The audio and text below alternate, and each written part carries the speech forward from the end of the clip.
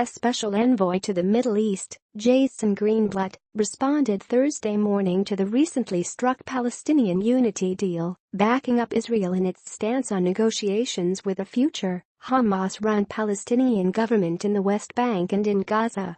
All parties agree that it is essential that the Palestinian Authority be able to assume full, genuine, and unhindered civil and security responsibilities in Gaza, and that we work together to improve the humanitarian situation for Palestinians living there, Greenblatt wrote.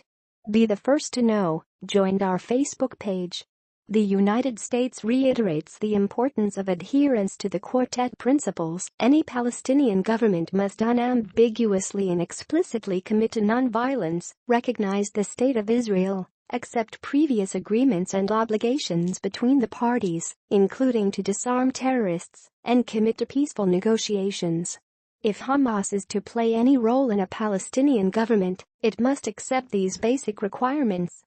Israel's Security Cabinet announced earlier this week that it would not negotiate with a Hamas-run Gaza until the terror group answers a list of Jerusalem's demands.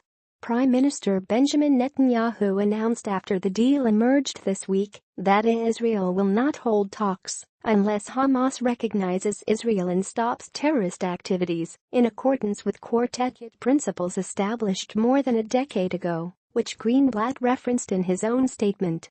Netanyahu also posed that Hamas must be disarmed, the bodies of Israeli soldiers and the Israeli citizens held by Hamas must be returned, and the Palestinian Authority must assume full security control over the Gaza Strip, including at the border crossings, where it must prevent the smuggling of arms into the coastal strip.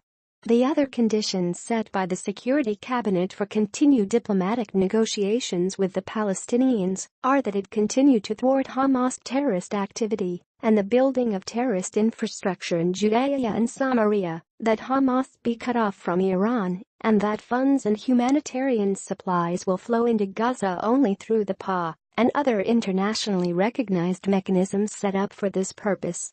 After a decade-long rift, Hamas and Fatah reached an agreement in Cairo that concluded with the decision that Hamas will cede control of Gaza to the Pennsylvania.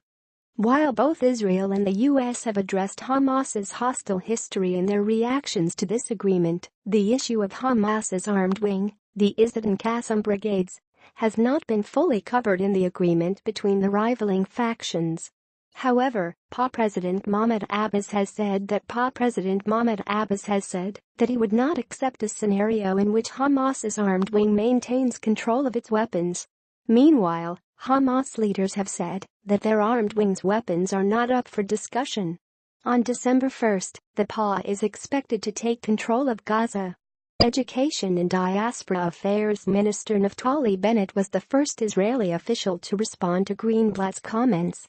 I want to congratulate Special Envoy Jason Greenblatt and the U.S. administration for their clear message. The Palestinian government must disarm terror groups and recognize the State of Israel, Bennett stated Wednesday morning.